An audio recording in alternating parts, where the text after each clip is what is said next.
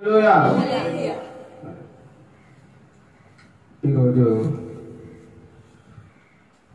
దేవుడు మన కోసం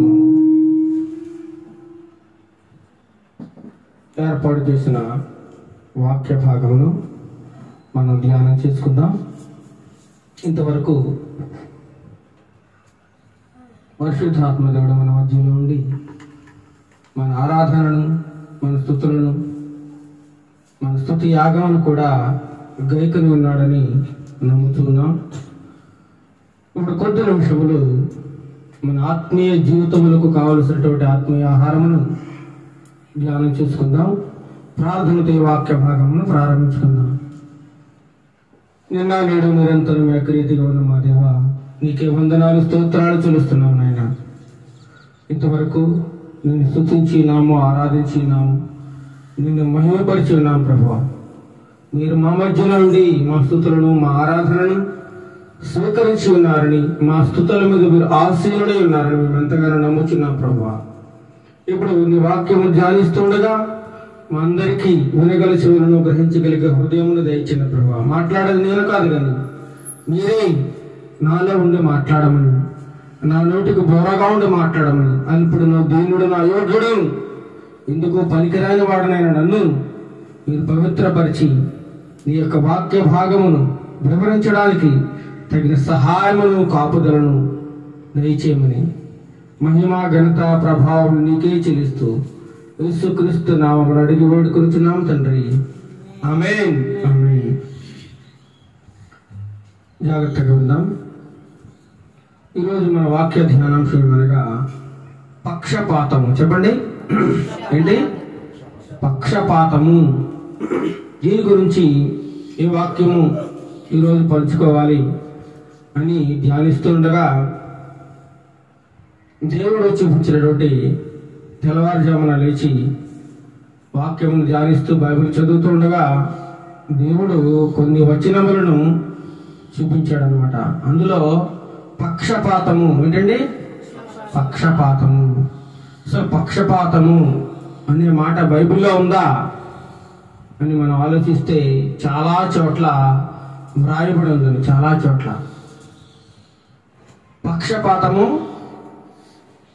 పక్షవాతము. పక్షవాతం అంటే ఏంటి? పెరాలసిస్ అంటారు. ఏమంటారు?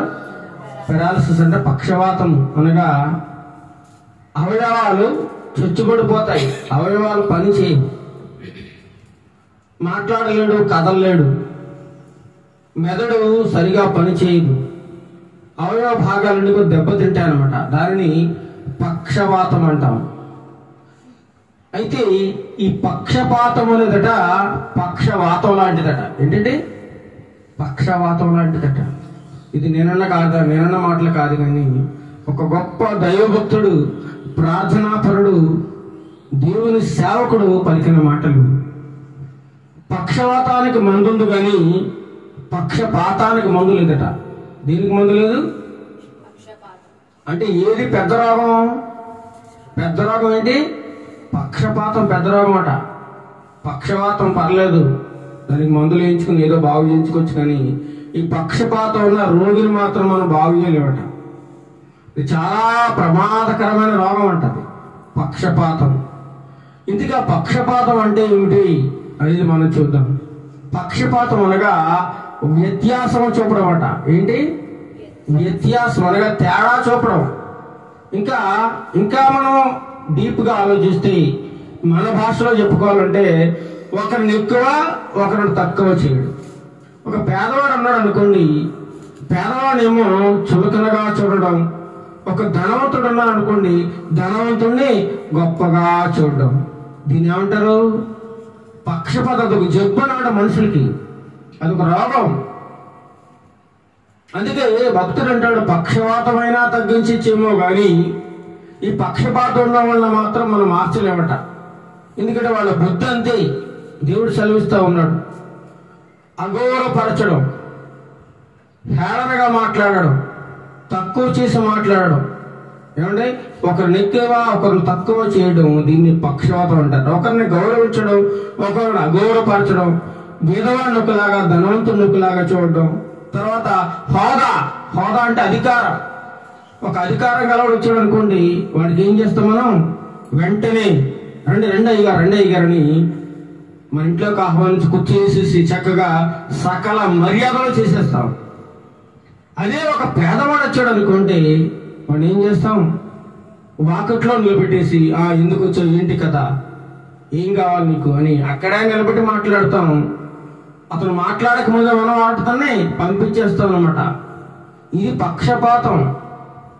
కులాన్ని బట్టి చూడడం. కొంతమంది తక్కువ కులస్తులను చాలా హేళనగా చూడడం, అవమానకరంగా చూడడం, గేలి చేసి చూడడం, హీనంగా చూడడం, విలువలేని వారుగా చూడడం. ఏమండి? అదే అగ్రవర్ణాల వారిని వాళ్ళు ఏదో గొప్పవాళ్ళు అన్నట్టు, వాళ్ళు ఏదో ఆకాశంలోంచి ఊడిపడ్డారన్నట్టు వాళ్ళని ఏం చేస్తారట? బాగా గౌరవించేస్తూ ఉంటారు. మన దేశంలో, మన రాష్ట్రాల్లో కూడా కులపిచ్చి అనేది చాలా ఎక్కువగా ఉన్నారు. కులపిచ్చి అదొక భయంకరమైన రోగం. అది క్యాన్సర్ కంటే ప్రమాదం ఉంటుంది కులపిచ్చి. దేవుడు మానవులందరినీ సమానంగా సృష్టించాడు. మానవుడు మనిషిని చేసినప్పుడు కులము గాని జాతి గాని ఏమీ లేదు, ఒకటే ఉన్నాయి భేదాలు. ఏంటంటే ఆడ మగ రెండే, స్త్రీ పురుషులు అంతే తప్ప వాడు ఆ కులం వీడు కులం, వాడు పెద్దోడు వీడు చిన్నోడు, వాడు గొప్పోడు వీడు తక్కువ వాడని చెప్పి దేవుడు ఎక్కడ ఎవరిని చేయలేదండి. మరి ఇదంతా ఎవరు పెట్టుకున్నాం? మనుషులు మనమే పెట్టుకున్నాం. కులాల్ని జాతుల్ని ఇవన్నీ ఏర్పాటు చేసుకున్నది మానవుడు. అందుకే జాతిని బట్టి కులాన్ని బట్టి గౌరవించడం అనేది పక్షపాత ధోరణి, పక్షపాతము. అందుకే అంటాడు భక్తుడు, ఈ పక్షపాతం అనేది పక్షపాతం కంటే భయంకరమైన వ్యాధి అంటున్నాడు.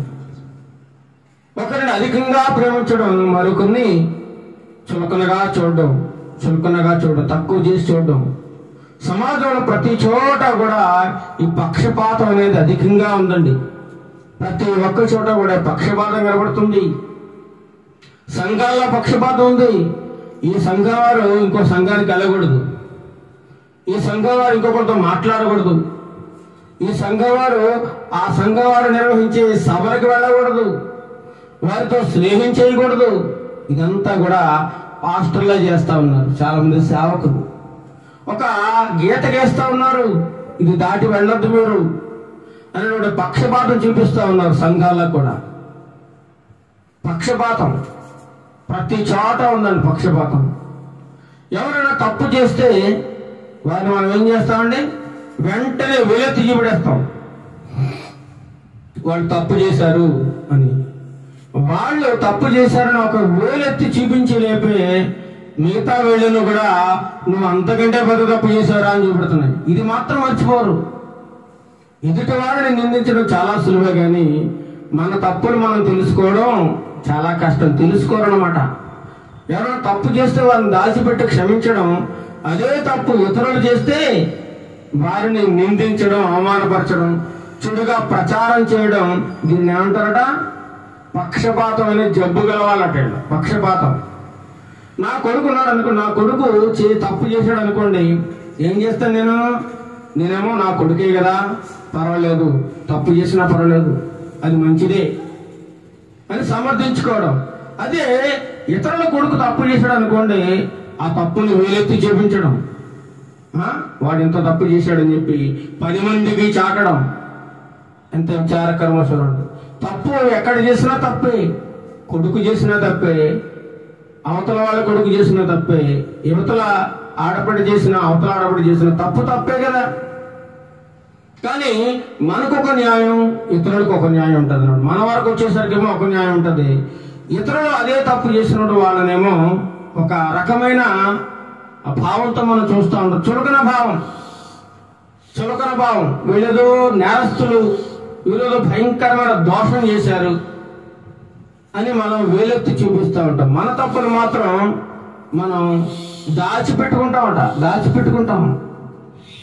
అందుకే అంటాడు, తప్పు లేనివారు తమ తప్పులు ఎరుగరు అంటాడు. ఏమంటాడు? తప్పు లేనివారు తమ తప్పులు ఎరుగరు. ఇంతసేపు వాళ్ళ తప్పు వీళ్ళ తప్పు ఎత్తడం తప్ప మనం ఏం తప్పు చేసాం దేవుని దృష్టిలో, మనం యథార్థంగా ఉన్నామా, మనం కరెక్ట్గా ఉన్నామా అనేది ఆలోచించుకోరు. దీన్ని ఏమంటారట? పక్షపాతము అంటారు. పక్షపాతము. ఎవరు ఏది తప్పు చేసినా మనం సమాన న్యాయం చూపించాలి. సమాన న్యాయం. పక్షపాతం అన్ని చోట్ల అన్ని విషయాల్లో కూడా చాలా మంది చూపిస్తా ఉన్నారు. ఉద్యోగంలో ఒక ఉద్యోగానికి వెళ్ళాం అనుకోండి, అంత ఆఫీసులో చాలా మంది ఉద్యోగస్తులు పనిచేస్తూ ఉంటారు. అందులో యజమాని ఏం చేస్తాడు? ఒకరినేమో బాగా పొగుడుతూ ఉంటాడు, ఇంకొకరినేమో అవమానపరుస్తూ ఉంటాడు. ఒకరినేమో బాగా ఎక్కువగా చూస్తాడు, ఇంకొకరినేమో తక్కువగా చూస్తాడు. ఇది పక్షపాతం అన్నమాట. సమానంగా చూడడం సమాజంలో మనుషులు కూడా.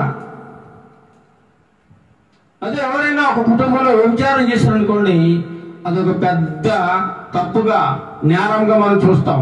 మంచిది. కానీ అదే మన కుటుంబంలో జరిగితే మాత్రం ఏం చేస్తాం? దాన్ని మనం కప్పిపెట్టుకుంటాం, దాచిపెట్టుకుంటాం, సమర్థించుకుంటాం. ఇది మంచిది కాదని దేవుని వాక్యం సెలవిస్తూ ఉందండి. ఇలా చేయడం మీరు ఎంతవరకు న్యాయం, ఎంతవరకు కరెక్టు? ఇలా ప్రతి విషయంలో పక్షపాతం చెప్పడం ఎంతవరకు సమంజసం? పక్షపాతం అనేది భయంకరమైన పక్షవాతంతో సమానమని, ఈ పక్షవాతానికి మందులు ఉన్నాయి కానీ పక్షపాతానికి, ఈ భయంకరమైన రోగానికి మందు లేదని భక్తుడు తెలియజేస్తా ఉన్నాడు. బూతులు నువ్వు మాట్లాడితేనేమో అది మంచి సూక్తులు, మంచి సూక్తులు, మంచి మాటలుగా ఉంటాయి. అదే బూతులు నువ్వు తిట్టినప్పుడు ఎదుటి వ్యక్తి కూడా నేను తిట్టాడు అనుకో, నీకు ఎలా ఉంటుంది? బాధ. నువ్వు మాట్లాడితే పర్వాలేదు, నువ్వు ఎన్ని మాటలు మాట్లాడినా పర్లేదు, బూతులు అవి నీకు మంచిదే. కానీ ఎదుటి వ్యక్తి మాత్రం నిన్ను అదే బూతు మాట్లాడితే నీకు చాలా బాధ కలుగుతుంది, తట్టుకోలేము, చాలా కోపం వస్తుంది. ఎందుకని అంటే పక్షపాతం. నువ్వు మాట్లాడేది నీకు మంచిది, ఎదుటివాడు మాట్లాడితే మాత్రం మంచిది కాదు. ఇలా ఉన్నారట మనుషులు. ఇతరుడు మాట్లాడితే తట్టుకోలేము, పౌరుషం వస్తుంది, కోపం వచ్చేస్తుంది. అదే నీవు కూడా మాట్లాడితే వారికి కోపం, పౌరుషం వస్తుందనే సంగతి నువ్వు మర్చిపోతా ఉన్నావు. దీనిని పక్షపాతం అంటారన్నమాట. క్రైస్తవులకు కూడా ఈరోజు చాలా మంది పక్షపాత బుద్ధితో మాట్లాడుతూ ఉన్నారు.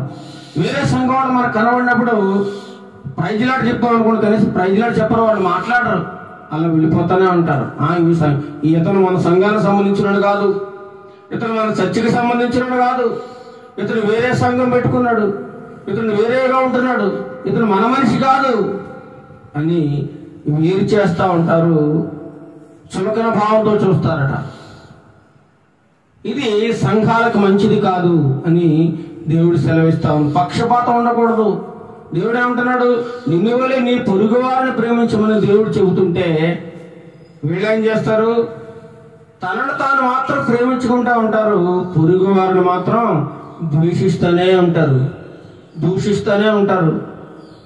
ఇదే పక్షపాతం ఉండ. న్యాయం అందరికీ ఒకేలా ఉండాలట. కానీ మనుషులను బట్టి, డబ్బును బట్టి న్యాయం మారిపోతా ఉంది. సమానత్వం అనేది లోకంలో లేదు. అహంకారం, గర్వం, చిన్నచూపు రోజు రోజుకు పెరిగిపోతా ఉంది.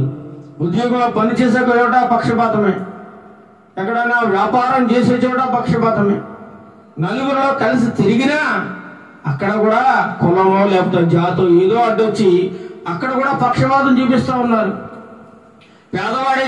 పేదవాడైనా అక్కడ పక్షపాతమే. ఏదో ఒక చోట మనిషి ఎక్కడో ఒక చోట పక్షపాతానికి నిరంతరము గురవుతూ ఉన్నాడు.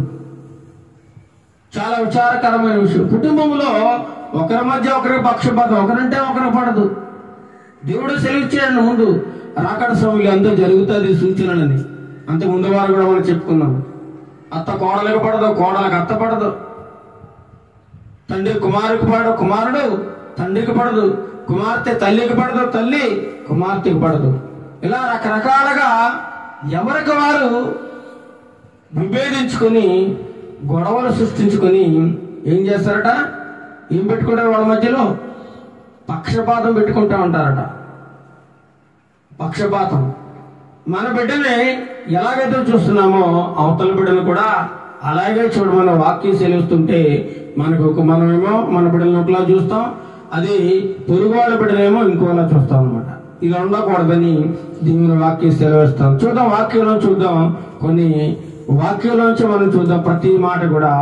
నిర్గమకాండము 23వ అధ్యాయము, నిర్గమకాండము 23వ అధ్యాయము 3వ వచనం చదవండి. నిర్గమకాండము 23వ అధ్యాయము 3వ వచనం. వ్యాజ్యమాడువాడు బీదవాడైనను వాని ఎడ పక్షపాతముగా ఉండకూడదు. ఎవరు చెప్తున్నారు ఈ మాటలో? ఎవరు చెప్తున్నారు? దేవుడు చెబుతున్నాడు.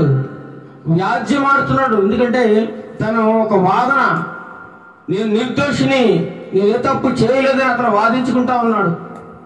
అలాంటి సమయంలో మనం ఏం చేస్తుంటాం? అతను పేదవాడని, అతనికి ఆస్తిపాస్తులు లేవని, అతనికి ఎవరి సపోర్టు లేదని, అతనికి రాజకీయ బలం లేదని, అతనికి బంధు బలము లేదా ఇరుగు పొరుగు బలము లేదని ఏం చేస్తాం మనం? పక్షపాతం చేస్తాం న్యాయం చేయడంలో. అందుకంటాడు వ్యాజ్యమాడేవాడు బీదవాడైనను వాని ఎలా ఉండకూడదట? పక్షపాతముగా ఉండకూడదు. వాడు పేదవాడని చెప్పి నువ్వు న్యాయాన్ని మార్చేయకూడదు, న్యాయాన్ని అన్యాయంగా తిప్పేయకూడదు, డబ్బుకు లొంగిపోకూడదు, అబద్ధ సాక్ష్యాలు చెప్పించకూడదు అని దేవుడు ఆనాడే సెలవిచ్చాడండి ఇశ్రాయేలు జనాంగమునకు. చూద్దాం, లేవీ కాండము 24వ అధ్యాయము 22వ వచనం చూడండి.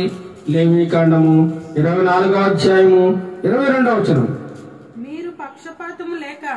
మీరు పక్షపాతము లేక తీర్పు తీర్చవలను.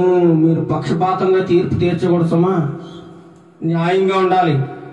ఇశ్రాయేలు పెద్దలకు, నాయకులకు దేవుడు సెలవిస్తా ఉన్నాడు తీర్పు తీర్చేవారికి. మీరు పక్షపాతం ఉండకూడదు. ఎవరో ఒక పార్టీకి ఎవరో డబ్బు ఇచ్చాడని, ఎవరో సారా పోసాడని, ఎవరో నీకు ఏదేదో ఆశ చూపించాడని, ఎవరో నేను మంచిగా చూస్తున్నారని పక్షపాతం చూపించకూడదు. నువ్వు ఎలా ఉండాలట? న్యాయంగా. చదవండి. మీలోనున్న పరదేశికి మీరు చేసినట్లు మీ స్వదేశికిని చేయవలను. బయట ఊరు నుంచి, బయట దేశం నుంచి వచ్చిన వాడిని ఏ విధంగా అయితే మనం గౌరవంగా చూస్తామో అదే నీ దేశంలో ఉన్నవాడిని కూడా అదే విధంగా గౌరవంగా చూడాలి. చాలా గొప్పగా చూడాలి. అందరినీ సమానంగా చూడాలి. న్యాయ విషయంలో చాలా యథార్థంగా ఉండాలని వాక్యం సెలవిస్తూ ఉంది. ద్వితీయోపదేశకాండము 16వ అధ్యాయం 19వ వచనం చూడండి. ద్వితీయోపదేశకాండము 16వ అధ్యాయము 19వ వచనం. నీవు న్యాయము తప్పి తీర్పు తీర్పు తీర్చకూడదు, పక్షపాతము చేయకూడదు, లంచము పుచ్చుకొనకూడదు. ఏలైనగా లంచము జ్ఞానుల కన్నులకు గుడ్డితనము కలుగుజేయును. నీవు న్యాయం తప్పు తీర్పు తీర్చకూడదు అంటున్నాడు. న్యాయం తప్పుపోకూడదు. ఎలాంటి పరిస్థితులని, ఎలాంటి ఇబ్బందులని నువ్వు న్యాయంగా మాట్లాడాలి. మొన్న మధ్య యథార్థంగా జరిగిన ఒక సంఘటన మీకు తెలియజేస్తాను. ఒక వీడియో వచ్చిందండి, వైరల్ అవుతుంది. ఒక పెద్ద ధనవంతుడు ఉన్నాడు, చాలా గొప్ప ధనవంతుడు, సమాజంలో పేరు ప్రఖ్యాతులు కలిగిన వాడు, చాలా కోట్ల ఆస్తి కలిగిన వాడు. అయితే తనకు ఒక్కగానొక్క కుమారుడు ఉన్నాడట. ఏంటండి? ఒక్కగానొక్క కుమారుడు. చిన్నతనం నుంచి తను అడిగిందల్లా ఇస్తున్నాడు. ఎంతో అలారముద్దుగా పెంచుతా ఉన్నాడు, చక్కగా చదివిస్తా ఉన్నాడు, చాలా గౌరవంగా చూస్తా ఉన్నాడు ఆ పిల్లాడిని. చదువుకుంటున్న క్రమంలో ఆ కుర్రాడు ఇంట్లో డబ్బులు తీసుకెళ్లి చెడు అలవాట్లకు బానిసైపోయి, చెడు స్నేహాలు పట్టేసి, పనికి మారిన వాళ్ళందరితో కూడా తిరుగుతూ త్రాగుడు, జూదం, పేక అన్నిటికీ అలవాటు పడిపోయాడు. చివరికి ఒక అమ్మాయిని కూడా అతి దారుణంగా మానభంగం చేశాడు. మానభంగం చేసినప్పుడు అతను దొరికిపోయాడు. దొరికిపోయినప్పుడు పోలీసులు అతను ఏం చేశారండి? అరెస్ట్ చేశారు, కోర్టులో హాజరుపరిచారు. తీర్పు ఏమొచ్చింది? ఇతడు దోషి అని వచ్చింది. అప్పుడు ఈ తండ్రి, ఏంటి నా కుమారుడు దోషి అని తీర్పు వచ్చింది, ఇలా కాదు, ఇంకా పెద్ద కోర్టులో వాదించాలని చెప్పి చాలా డబ్బు ఖర్చు పెట్టి గొప్ప గొప్ప లాయర్లు పెట్టి న్యాయవాదులు పెట్టి చాలా డబ్బు ఖర్చు పెట్టి వాదించి వాదించి వాదించి చివరకు తన కొడుకు నిర్దోషి మంచివాడిని కోర్టులో నిరూపించి ఎలాగైనా సరే బయటికి తీసుకొచ్చాడు. తన పలుకుబడినంతో ఉపయోగించి తన డబ్బంతో ఉపయోగించి ఎలాగైనా బయటికి తీసుకొచ్చాడండి. కొడుకు ఇంటికి వచ్చాడు. అప్పుడు ఒకరోజు తన కొడుకు తనతో తండ్రి ఏమో కొడుకు మీద నమ్మకం, నా కొడుకు తప్పు చేయలేదు, నా కొడుకు అలాంటి వాడు కాదని తండ్రి చాలా బలంగా నమ్ముతున్నాడు కొడుకుని. కానీ ఒకరోజు ఆ కోర్టు నుంచి విడుదలైన తర్వాత కొడుకు ఇంటికి వచ్చిన తర్వాత కొడుకు తండ్రితో మాట్లాడుతున్నాడు చాలా సంతోషంగా. డాడీ, చాలా థ్యాంక్స్, నీలాంటి డాడీ ఉన్నందుకు నేను చాలా గొప్పవాడిని, చాలా గర్వంగా ఫీల్ అవుతున్నాను. నీలాంటి డాడీ ఉండాలంటే ఎంతవరకైనా. ఎందుకంటే నేను తప్పు చేసినా సరే, నేను నిజంగానే ఒక అమ్మాయిని మానభంగం చేశాను డాడీ, మానభంగం చేశాను, తప్పు చేశాను. అయినా సరే నువ్వు నన్ను చక్కగా హ్యాపీగా ఎంతో డబ్బు ఖర్చు పెట్టి నన్ను విడుదల చేసావు, నువ్వు చాలా గొప్పవాడు డాడీ అని తండ్రిని పొగుడుతున్నాడు. వీడు తప్పు చేశాడన్న సంగతి తండ్రికి ఏమాత్రం తెలియదు, మంచోడని అనుకుంటున్నాడు కొడుకు. అయ్యో అన్యాయంగా నా కొడుకును శిక్షిస్తున్నారని ఎంతగానో బాధపడ్డాడు. కానీ ఎప్పుడైతే తన కొడుకే తన ముందు తను చేసిన పాపాన్ని, తను చేసిన తప్పును ఒప్పుకున్నప్పుడు ఈ తండ్రికి చాలా వేదన కలిగిందటండి, చాలా బాధ, దుఃఖం, ఏడ్చాడట. ఏంటి నాయనా, నువ్వు ఈ తప్పు చేసావా? అవునన్నా, తప్పు చేశాను నేను, నిజంగా నా అమ్మాయిని పాడు చేశాను నేను, కానీ నువ్వు నన్ను విడుదల చేసావు అని చెప్పి ఎంతో సంతోషిస్తా ఉన్నాడు. తండ్రి చాలా బాధపడతాడండి, చాలా వేదన పడతాడు. ఏంటి, నా కొడుకు ఎంతో దుర్మార్గుడా, నా కొడుకు ఎంత దుష్టుడా, ఇలాంటి వాడిని నేను కాపాడింది అని చెప్పి వెంటనే ఒక నిర్ణయం తీసుకున్నాడు. వీడు దోషి కాబట్టి, వీడు దోషి అన్న సంగతి నాకు తెలియదు కాబట్టి నా కొడుకు వీడిని ఎలాగైనా సరే చట్టాలకు పట్టించేయాలి, వీడు సమాజంలో తిరగకూడదు, వీడు చేయాలని నేరం చేశాడు, భయంకరంగా ఒక అమ్మాయిని పాడు చేశాడు, కాబట్టి వీడికి శిక్ష పడాల్సిందే అని మళ్ళీ ఒక వీడియో రిలీజ్ చేసి సమాజంలో వదిలాడు. ఏంటి ఆ వీడియోలో ఏముందో తెలుసా? అయ్యా, ఏడుస్తూ మాట్లాడుతా ఉన్నాను, నేను చాలా తప్పు చేశాను, నా కొడుకు ఏదో మంచివాడని, ఉన్నతుడని, గొప్పవాడని, ఏ తప్పు చేయలేదని నేను కింది కోర్టులో శిక్ష పడిన పై కోర్టులోకి వెళ్ళి ఎంతో డబ్బు ఖర్చు పెట్టి పెద్ద పెద్ద లాయర్లు పెట్టి నా పలుకుబడి, నా హోదా, నా డబ్బు అంతా ఉపయోగించి వాడిని విడుదల చేసి బయటకు తీసుకొచ్చాను. కానీ ఈరోజు వాడు ఒక దుర్మార్గుడని, వాడు ఒక దుష్టుడని వాడి నోటితో వాడే నా కళ్ళ ముందు ఒప్పుకున్నాడు. కాబట్టి ఇలాంటి కొడుకు నాకు అవసరం లేదు, ఇలాంటి దుర్మార్గుడైన నా కొడుకు నాకు అవసరం లేదు. కాబట్టి పోలీసులకు విన్నపం, నా కొడుకుని ఇమీడియట్లీ అరెస్ట్ చేసి ఎన్కౌంటర్ చేసి చంపేయండి. ఏమన్నాడండి? ఎన్కౌంటర్ చేసి చంపేయండి అన్నాడు. అలాంటి తండ్రి ఎవరైనా ఉంటారండి? అలాంటి తండ్రి ఈ లోకంలో ఎవరైనా ఉన్నారా? ఎటువంటి పక్షపాతం చూపలేదు చూడండి. తండ్రి అంటే అలా ఉండాలి. అయ్యో, నా కొడుకే కదా తప్పు చేసినా పర్లేదు, నా కూతురే కదా తప్పు చేసినా పర్లేదు అనుకోలేదు. నా కొడుకుని శిక్షించాలి, నా కొడుకు శిక్ష పడాలి. ఎందుకంటే వాడు దుర్మార్గంగా ప్రవర్తించాడు. మంచివాడిని నమ్మి ఎంతో డబ్బు ఖర్చు పెట్టి నా ఆస్తిని పాడు చేసుకుని పలుకుబడినంత ఉపయోగించి వాడిని విడుదల చేయించుకొస్తే వాడే దుర్మార్గుడని వాడి నోటమ్మట వాడే ఒప్పుకున్నాడు. ఇంక వీడికి శిక్ష పడాల్సిందే అని చెప్పి పోలీసులకు ఒక లెటర్ రాశాడండి. ఎంత గొప్ప విషయమో చూడండి, ఎంత గొప్ప విషయం. ఎక్కడా కూడా నా కొడుకే కదా అని చెప్పి పక్షపాతం చూపలేదు. పోలీ తప్పు చేశాడు దాచిపెడేద్దాం అని అనుకోలేదండి. అలాంటి యథార్థమైన తల్లి తండ్రులు ఉంటారా ఈ లోకంలో అంటే ఉండరు. దాచుకుంటారు, దాచిపెడతారు. కానీ దేవుని వాక్యం సెలవిస్తా ఉంది, న్యాయము తప్పి తీర్పు తీర్చకూడదు, పక్షపాతము చేయకూడదు అంటున్నాడు. పక్షపాతం చెప్పకూడదు. ఎవరినైనా సరే సమానంగా ప్రేమించాలి. దేవుడు లోకమును ఏం చేశాడు? ఎంతో ప్రేమించాడు. లోకమును ఎంతో అంటే అంతు లేదు. అందులో మంచోళ్ళు ఉన్నారు, చెడ్డోళ్ళు ఉన్నారు, దుర్మార్గులు ఉన్నారు, వ్యభిచారులు ఉన్నారు, దొంగలు ఉన్నారు, ద్రోహులు ఉన్నారు, అబద్ధాలు ఆడేవాళ్ళు ఉన్నారు, బూతులు మాట్లాడే అందరు ఉన్నారు లోకంలో. మరి వీళ్ళందరినీ దేవుడు ప్రేమిస్తున్నాడా లేదా? ప్రతి ఒక్కరిని ప్రేమిస్తా ఉన్నాడు దేవుడు. ఎందుకంటే ఆయనకి లోకం అంటే చాలా ఇష్టం. లోకాన్ని పాడైపోతున్న లోకాన్ని కాపాడాలని, నశించిపోతున్న లోకాన్ని కాపాడాలని ఆ దేవాది దేవుడు ఈ భూలోకానికి వచ్చాడండి. మనుష్య కుమారుడిగా మనుష్య రూపము ధరించి వచ్చాడు ఈయన. ఎందుకోసం అంటే నిన్ను నన్ను మనందరినీ, నాశనమైపోతున్న మనందరినీ కాపాడాలని. అందుచేతనే లోకము ఎంతో లోకాన్ని ప్రేమిస్తా ఉన్నాడు. లోకమనగా లోకంలో ఉన్నటువంటి మనుషులను దేవుడు ఎంతగానో ప్రేమిస్తా ఉన్నాడండి.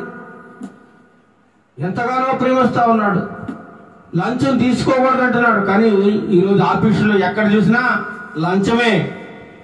చిన్న పని చేసి పెట్టాలంటే లంచం, ఎవరితోనో మాట్లాడాలంటే అధికారులతో లంచం. కానీ లంచం పుచ్చుకోకూడదని వాక్యం సెలవిస్తోంది. లంచం తీసుకునేవాడట గుడ్డోడట.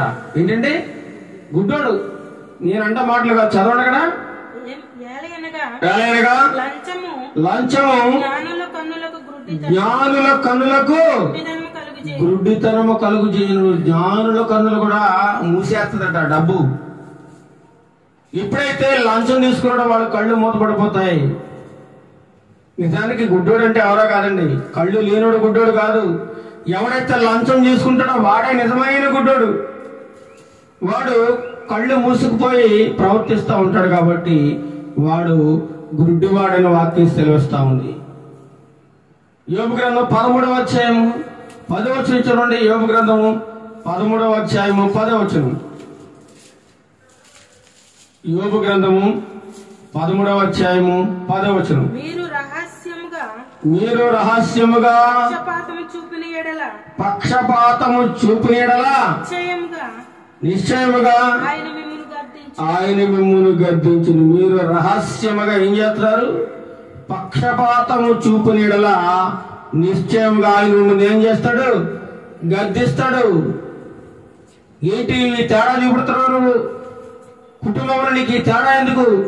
సంఘంలో నీకు తేడా ఎందుకు? బంధువుల మధ్య తేడా ఎందుకు? సమాజంలో ఈ తేడా ఎందుకని నేను ఏదో ఒక రోజు దేవుడు అడుగుతాడు. సమా నిలబడాలి నువ్వు. అప్పుడు నువ్వే సమాధానం చెప్పుకోవాలి. నీ తరపున ఎవడో సమాధానం చెప్పడు. నీ తరపున ఏ అయ్యగారు రారు, ఏ పాస్టర్ గారు రారు. నువ్వు చేసిన తప్పులకు, నువ్వు చేసిన నేరములకు, నువ్వు చేసిన దోషాలకి నువ్వే ఏదో ఒకరు సమాధానం చెప్పుకోవాలి. నీ భర్త సమాధానం చెప్పడు. ఈ లోకంలో భార్యను భర్త, భార్యను ఏమనంటే భర్త రావచ్చు, భర్తను ఏమనంటే భార్య రావచ్చు, తమ్ముడిని ఏమనంటే అన్న రావచ్చు, అన్నని ఏమనంటే తమ్ముడు రావచ్చు. కానీ అక్కడ దేవుని న్యాయపీఠం ముందు ఎవరు ఉండరు. నువ్వు సమాధానం చెప్పుకోవాల్సిన రోజు ఒకటి వస్తుంది. అక్కడ నిలబడాలి. అక్కడ దేవుడు పక్షపాతం చూపించడు, కరెక్ట్గా మాట్లాడతాడు. ఉన్నది ఉన్నట్లుగా చెప్పాలి అక్కడ. అదే యోబు గ్రంథం 34వ అధ్యాయం 19వ వచనం. 34:19. యోబు గ్రంథం 34:19 చూడండి. 34:19.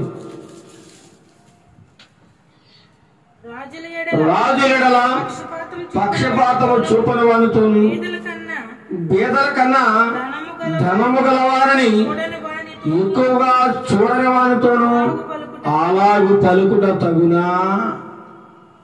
రాజుల ఎడల పక్షపాతం చూపలేదటండి. బేదల కన్నా ధనము గలవారిని ఎక్కువగా ప్రేమించలేదట. మనం ఏం చేస్తాం? ఈ లోకంలో ఎవడు గొప్పోడు అంటే ఎవడు గొప్పడు చెప్పండి? ఎవడు గొప్పడు? బాగా డబ్బున్నవాడు గొప్పడు. వాడు ఎంత దుర్మార్గుడైనా, వాడు ఎంత దుష్టుడైనా వాడే గొప్పడు.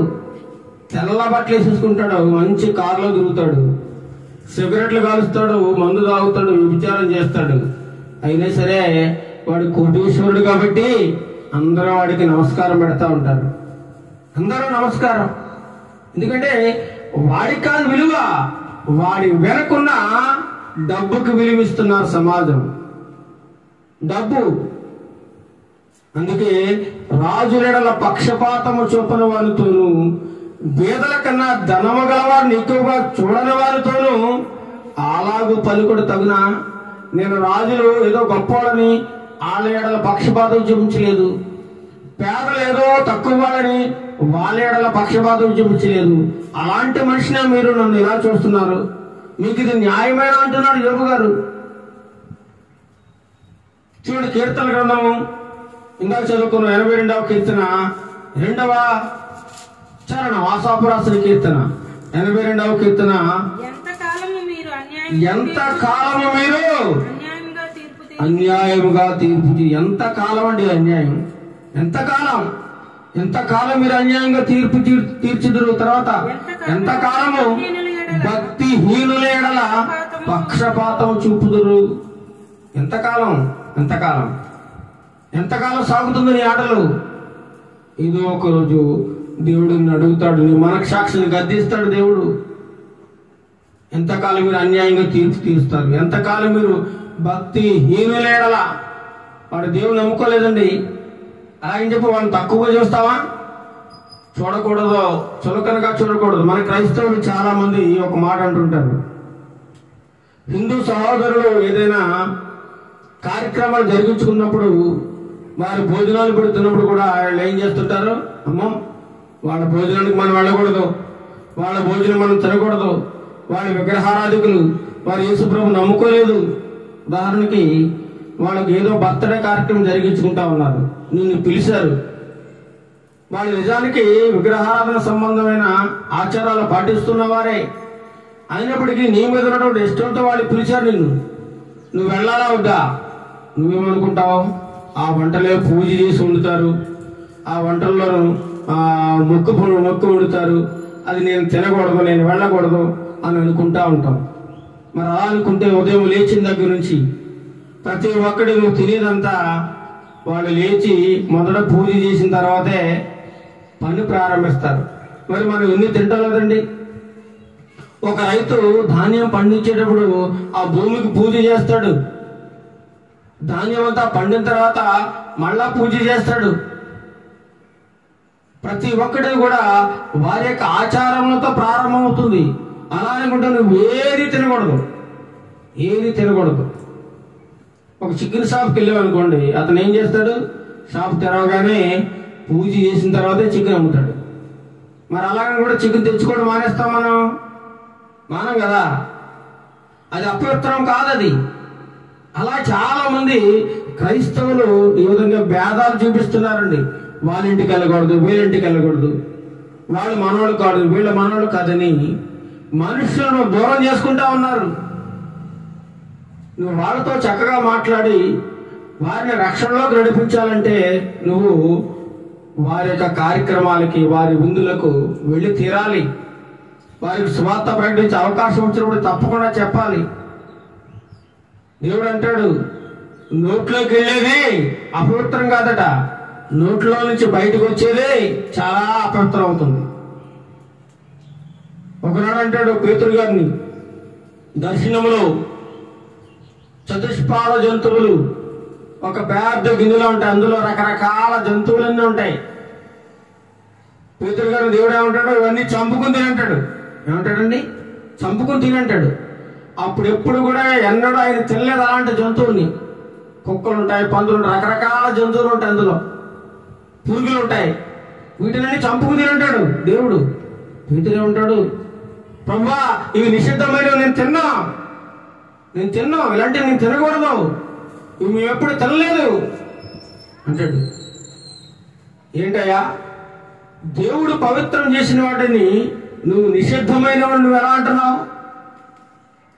అందుకే అక్కడ ఒక సువార్త చెప్పాడు దేవుడు పేతురికి, నువ్వు మనుషులు సమరయులకు, దేవుడిని నమ్ముకునే వారికి కూడా నువ్వు సువార్త ప్రకటించాలి. దేవుడు అందరినీ న్యాయంగా చూస్తున్నాడు, దేవుడు పక్షపాతి కాదు అని అక్కడ నిరూపించాడండి, నిరూపణ చేశాడు. మనమేమో వీడు మనోడు కాదు, వాడు మనోడు కాదు, ఈ సంఘం వాళ్ళు మనోడు కాదు, ఆ సంఘం వాళ్ళు మనోడు కాదు, వాళ్ళు విగ్రహారాధికులు, వీళ్ళు పూజలు చేసేవాళ్ళు అని చెప్పి మనం తేడా చూపిస్తూ ఉంటాం ఈ లోకంలో. అలాంటి తేడా చూపించకూడదు. ఈ మనుషులందరూ కూడా దేవుని పిల్లలే, వీరందరూ కూడా దేవుని సృష్టి. దేవుడే ఎంతగానో ప్రేమిస్తున్నప్పుడు నువ్వు నేను మనం ఎందుకు ద్వేషించాలి చెప్పండి? ఎందుకు వారిని చులకనగా చూడాలి? ఎందుకు వారిని ఎగతాళి చేయాలి? అలాంటి పనులు చేయకూడదు. కొంతమంది క్రైస్తవులు చేస్తున్నారు ఈ మధ్య. చాలా అంటే మాతో భోజనం చేయండి అంటే, అమ్మమ్మ మేము భోజనం చెయ్యం మేము, ఎందుకంటే అది చాలా అపవిత్రమైనది, మేము రాకూడదు, మేము క్రిస్టియన్స్, మేము బాప్తిస్మం తీసుకున్నాం. చాలా మంది మాట్లాడుతూ ఉంటారు. చాలా మంది ఈ విధంగా అనేక మందిని దూరం చేసుకుంటా ఉన్నారట, దూరం చేసుకుంటా ఉన్నారు. నిజానికి ఆ విగ్రహం దగ్గర అర్పించినది మాత్రం తినకూడదు, కానీ వండింది తినచ్చు కదా, వండింది తినచ్చు కదా. కానీ చాలా మంది తేడా చూపిస్తున్నారు, ఎందుకంటే పక్షపాతం చూపిస్తూ ఉన్నారు. పక్షపాతం ఉండకూడదు. ఎంతకాలం మీరు అన్యాయంగా తీర్పుతారు? ఎంతకాలం భక్తిహీనులు ఎడలా, ఎవరు ఎడలా భక్తి లేదు వాళ్ళకి, కానీ నువ్వు వారిని భక్తిలోకి తీసుకురావాలంటే నువ్వు పక్షపాతం చూపించకూడదు అంటున్నాడు. సామెతల గ్రంథం 18వ అధ్యాయం 5వ వచనం, సామెతల గ్రంథం 18వ అధ్యాయం 5వ వచనంలో అక్కడ కనబడతా ఉంది చూడండి.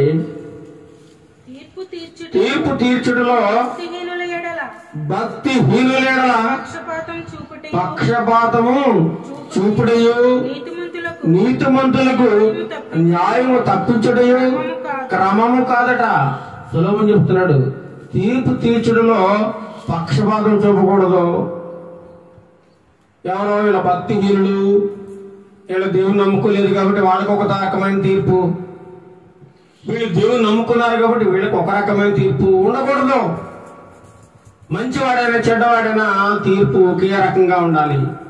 మంచివాడిని మంచివాడిగానే తీర్పు ఇవ్వాలి, చెడ్డవాడిని చెడ్డవాడిగానే తీర్పు ఇవ్వాలి. మన సమాజంలో ఏం చేస్తున్నారు?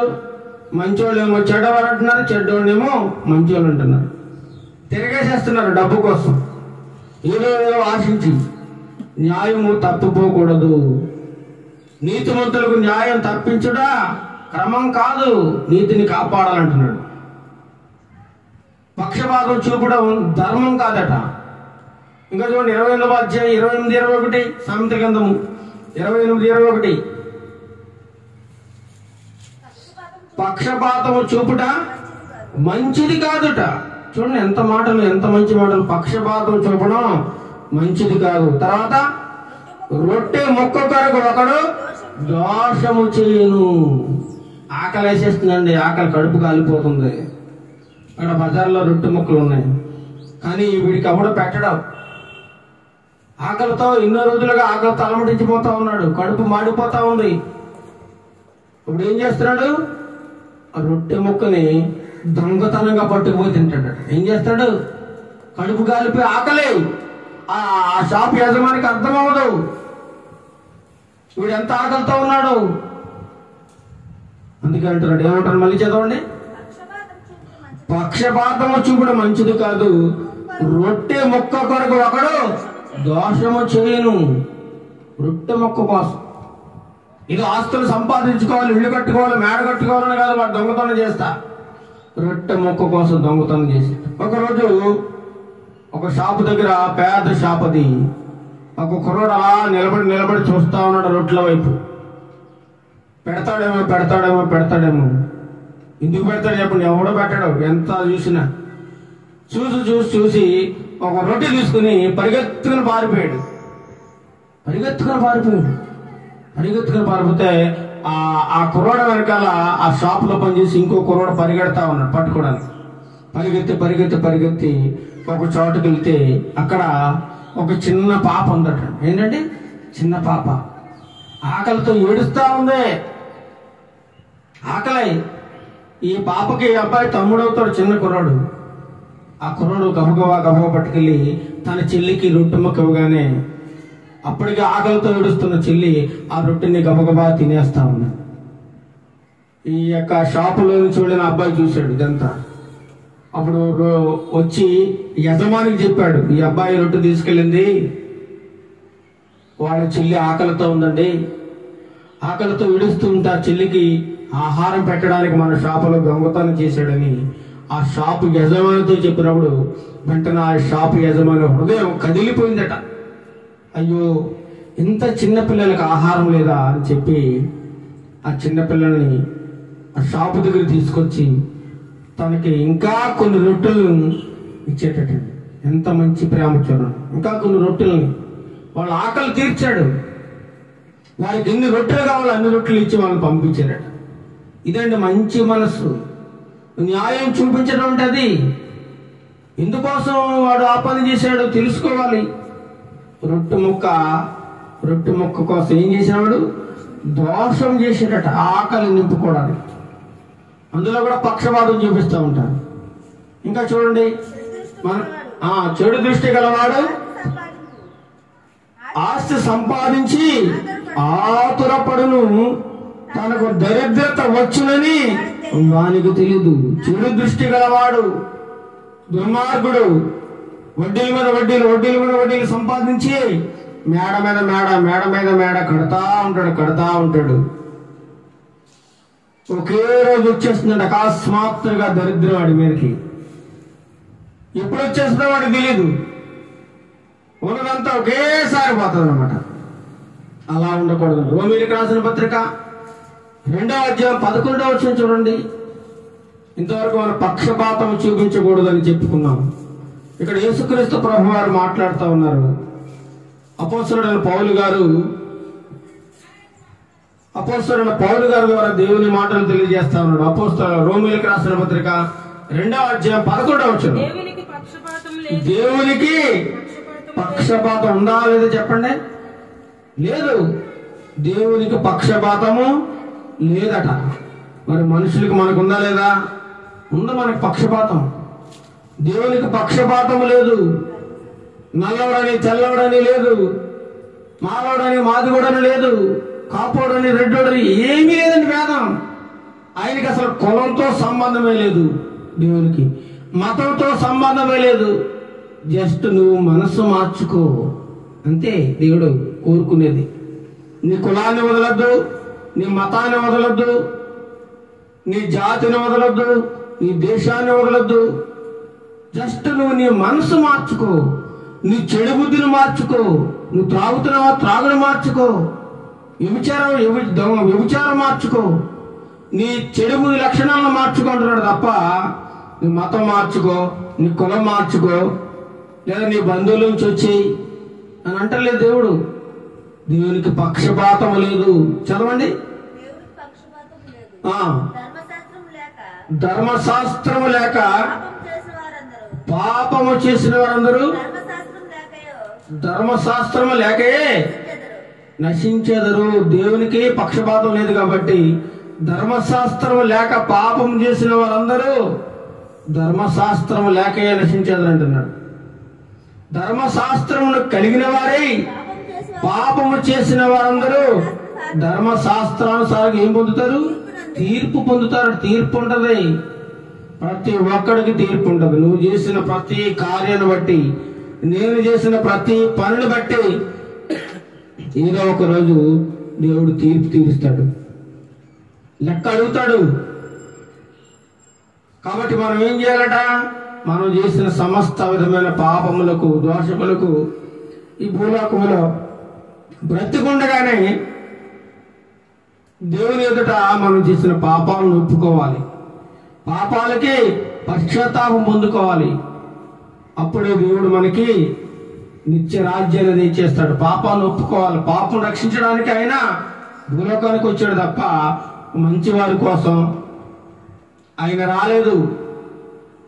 డాక్టర్ గారు ఎవరికి అవసరం అండి? డాక్టర్ గారు ఎవరికి అవసరం?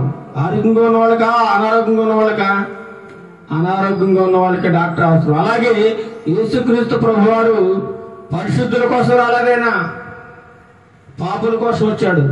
అందుకే లోకములో అందరూ పాపులే, అందరూ పాపం చేసి దేవుడు అనుగ్రహించి మహిమను పొందలేకపోతున్నారని యేసుక్రీస్తు ప్రభువారు చెప్తా ఉన్నారు. ఎఫెసీయులకు రాసిన పత్రిక 6వ అధ్యాయం 9వ వచనం. ఎఫెసీయులకు రాసిన పత్రిక 6వ అధ్యాయం 9వ వచనం చూడండి. యజమానులారా మీకును వారికిని యజమానుడైన వాడు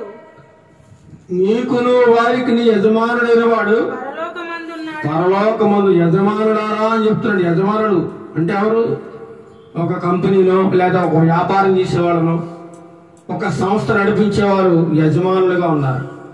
ఎవరైతే వాళ్ళ కింద పని చేస్తారో వాళ్ళందరూ పనివారు. అందుకే మాట యజమానులారా, చదవండి. యజమానులారా నీకును వారికిని యజమానుడైన వాడు పరలోకమందు ఉన్నాడు.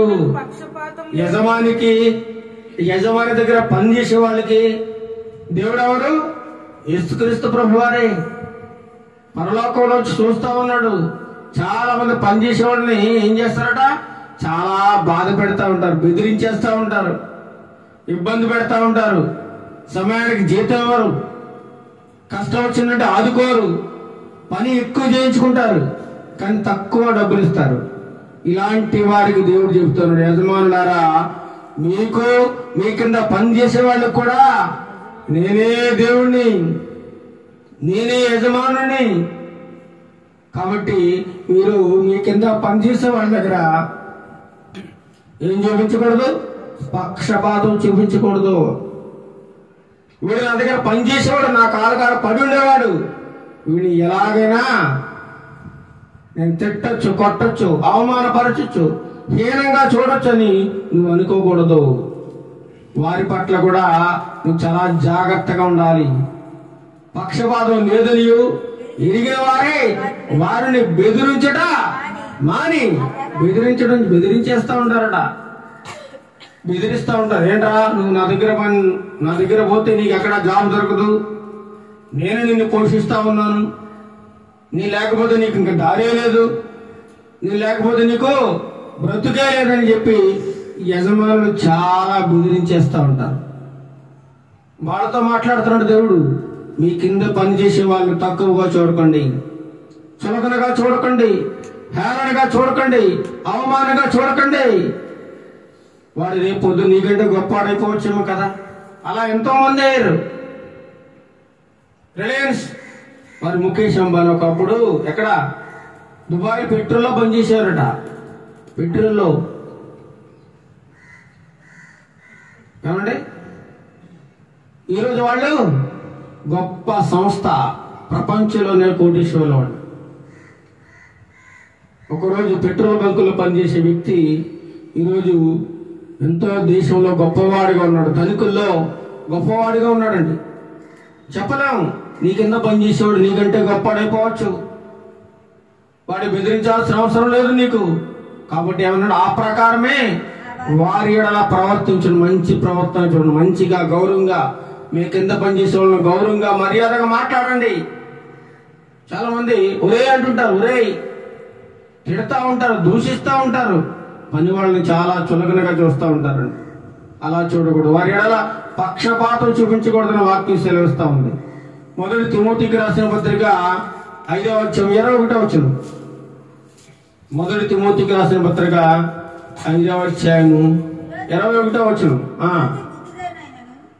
5:21 విరోధ బుద్ధితో నేను పక్షపాతముతో నేను ఏమీ చేయక నేను చెప్పిన ఈ సంగతులను గైకొనవలనని దేవుని ఎదుటను క్రీస్తు యేసు ఎదుటను ఏర్పరచబడిన దేవదూతల ఎదుటను నీకు ఆనబెట్టుచున్నాను.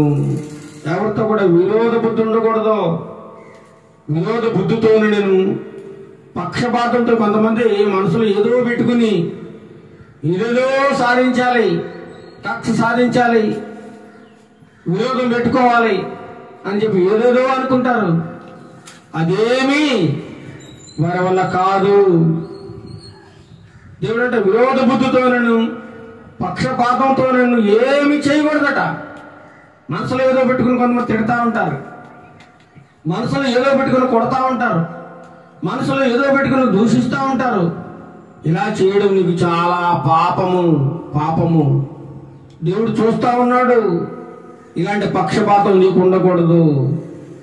ఏమి పక్షపాతంతో ఏమీ చేయక నేను చెప్పిన ఈ సంగతులను నువ్వు గైకొనాలి. దేవుని యొక్క మాటలు విను. వాళ్ళ మాటలు వీళ్ళ మాటలు చెప్పుడు కొట్టు మాటలు వినడం కాదు. దేవుని మాటలు విను. దేవుని వాక్యం ఏం చెబుతుందో విను. ఆ వాక్యానుసారంగా బ్రతుకు. ఎవరినలా నీకు పక్షపాతం ఉండకూడదు అని వాక్యం సెలవిస్తాము. యాకోబు రాసిన పత్రిక 2వ అధ్యాయం 9వ వచనం. యాకోబు రాసిన పత్రిక 2వ అధ్యాయం 9వ వచనం చదవండి. మీరు పక్షపాతము గలవారైతే ధర్మశాస్త్రం వలన అపరాధులని తీర్చబడి పాపము చేయువారగుదురు. మీకు ఒకవేళ పక్షపాతం అనే జబ్బు ఉందనుకో, పక్షపాతం అనే రోగం ఉందనుకో, నువ్వు నిజంగా పాపం చేసిన వాడివే. అందులో ఏ మాత్రమో సందేహం లేదని యాకోబు తెలియజేస్తా ఉన్నాడండి. ఇంకా చూద్దామా ఇంకో 2 వచనాలు. పేతురు రాసిన మొదటి పత్రిక 1వ అధ్యాయం 17వ వచనం. పక్షపాతం లేకుండా క్రియలను బట్టి ప్రతి వారిని తీర్పు తీర్చువాడు తండ్రి అని మీరు ఆయనకు ప్రార్థన చేయుచున్నారు. మీరు ప్రార్థన చేస్తే పక్షపాతం లేకుండా తీర్పు తీర్చేవాడు, పక్షపాతం లేకుండా మనం చేసే పనులను బట్టి తీర్పు తీర్చేవాడు మనకు తండ్రి అయి ఉన్నాడు. కనుక మీరు పరదేశులు అయినంత కాలము భయంతో గడుపుడి. మనం దూర ప్రాంతంలో వెళ్ళినప్పుడు చాలా భయంతో ఉండాలి. మన ఇష్టం వచ్చిన చెలరకూడదు. ఎందుకంటే మనకు అనుకూలమైన వారు అక్కడ ఉండరు. మన దేశం కాదు, మన ప్రాంతం కాదు. అక్కడికి వెళ్ళి ఎలా ఉండాలట? అణిగిమణిగా ఉండాలి. భయంతో భక్తితో మన పని ఏదో మనం చేసుకుని వచ్చేయాలి తప్ప నువ్వంతా నేనింత అని ఎవరితోనూ మాట్లాడకూడదని వాక్యం సెలవిస్తా ఉంది. ఇంకా చూద్దామా 2వ దినవృత్తాంతాల గ్రంథము 19వ అధ్యాయం చివరగా 2వ దినవృత్తాంతముల గ్రంథము 19వ అధ్యాయం 7వ వచనం చూడండి. 2వ దినవృత్తాంతముల గ్రంథము 19వ అధ్యాయము 7వ వచనం. యెహోవా భయము మీ మీద ఉండునుగాక. ఏ భయం ఉండాలట? దేవుని భయం ఉండాలి మనకి. దేవుడు అంటే భయం లేకుండా ఉండకూడదు. హెచ్చరికగా నుండి తీర్పు తీర్చుడే. హెచ్చరించాలి. ఎవరైనా తప్పు చేస్తున్నాడా? నేను తప్పు చేసినా, నువ్వు తప్పు చేసినా చెప్పాలి, భయం చెప్పాలి, హెచ్చరిక చేయాలి. మన దేవుడని యెహోవా యందు దౌష్ట్యము లేదు, ఎటువంటి దోషము లేదు. మన దేవుల్లో ఎటువంటి పాపము లేదు, ఎటువంటి కల్మషము లేదు. దేవుడు మన దేవుడు. ఆయన పక్షపాతి కాడు. ఎవరు? నీకు నాకు మనందరికి మనుషులం కాబట్టి పక్షపాతం ఉంటుందేమో. నచ్చిన వాళ్ళు ఒకలాగా, నచ్చని వాళ్ళని ఒకలాగా చూస్తావేమో. కానీ దేవుడు మాత్రం అందరిని సమానంగా చూస్తా ఉన్నాడు. దేవుడు పక్షపాతి కాడు. లంచం పుచ్చుకుని న్యాయం తెచ్చేవాడు అసలే కాదు ఆయన. కాబట్టి మనం ఏం కలిగి ఉండకూడదట? పక్షపాతము కలిగి ఉండకూడదు. పక్షపాతము మహాభయంకరమైన రోగంతో సమానమట. ఏ రోగంతో సమానమట? పక్షవాతం అనే రోగంతో సమానం. అందుచేత మనకి పక్షపాతం ఉండకూడదు. ప్రతి ఒక్కరిని సాధ్యమైనంత వరకు ప్రేమిస్తూనే ఉండాలి, గౌరవిస్తూనే ఉండాలి, మాట్లాడుతూనే ఉండాలి. అందుకని ఎంతకాలం మీరు అన్యాయంగా తీర్పు తీస్తారు, ఎంతకాలం మీరు భక్తిహీనుని ఎడల పక్షపాతం చూపిస్తారంటున్నాడు. తీర్పు తీర్చుటలో సమానంగా చూడాలి. మనుషులందరినీ, అందరిని కూడా సమాన దృష్టితో చూడాలి, సమానంగా ప్రేమించాలి. మనల్ని మనం ఎంతగా ప్రేమించుకుంటామో, మన శరీరాన్ని మనం ఎంతగా ప్రేమిస్తామో ఇతరులను కూడా అంతే విధంగా ప్రేమించాలట. న్యాయం తప్పిపోయి మనం ప్రవర్తించకూడదట, పక్షపాతం చేయకూడదట. అందుకే మీరు రహస్యంగా పక్షపాతం చూపించినట్లయితే దేవుడు నిన్ను గద్దిస్తాడని వాక్యం సెలవిస్తా ఉంది. న్యాయం చూపడంలో తప్పిపోకూడదు. పక్షపాతం చూపడం చాలా మంచిది కాదు చెప్పండి. మంచిది కాదు వాక్యం సెలవిస్తా ఉంది. కాబట్టి దేవుడు మన హృదయములలో ఒకవేళ ఏమాత్రం పక్షపాతం ఉంటే తీసేసుకోవాలని, ప్రేమ, సంతోషము, సమానత్వము, దీర్ఘశాంతము ఇవి కలిగి ఉండాలని. ప్రేమ ఫలాలు ఉంటాయి ఇక్కడ, ఆత్మీయ ఫలాలు 9 ఉంటాయండి. అవన్నీ కూడా కలిగి ఉండాలట మనం. అవి ఎవరైతే కలిగి ఉంటారో వారిలో ఈ పక్షపాతం అనేది ఉండదట. పక్షపాతం ఉండదు. పక్షపాతము ఎముకలకు కుళ్ళు లాంటిది. అసూయ, ద్వేషం ఉంటే అది ఎముకలకు కుళ్ళు పట్టేస్తూ ఉంటుందట, మనసును పాడు చేస్తూ ఉంటుందట.